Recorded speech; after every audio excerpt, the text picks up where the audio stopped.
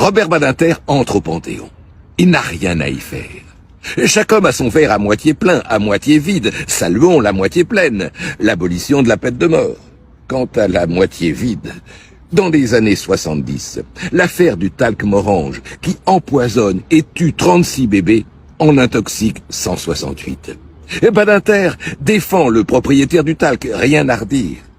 Sauf qu'il invective les parents des enfants morts présents dans la salle en leur criant « Je sais pourquoi vous êtes là pour le pognon, vous ne pensez qu'au pognon ».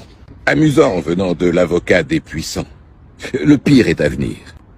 1992, François Mitterrand, président de la République, se rend au 50e anniversaire de la rafle du Veldiv et se fait siffler.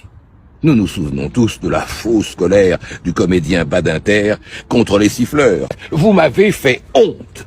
Or, la honte, ici, c'est Badinter. Qui sifflait? Et il le savait.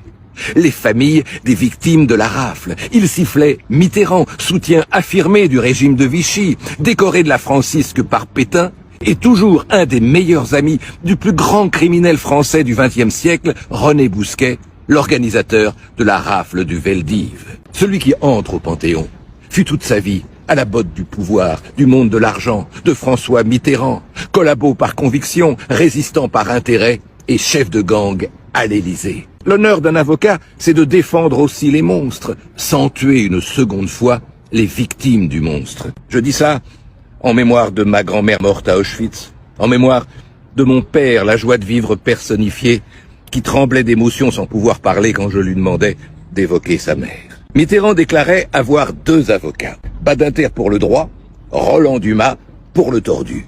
Je préfère le tordu.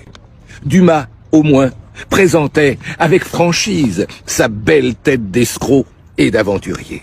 D'ailleurs, je vais lancer une pétition pour l'entrée de Roland Dumas au Panthéon. Ce sera plus romanesque. Le Panthéon, temple des grands hommes, et depuis aujourd'hui, des petits messieurs.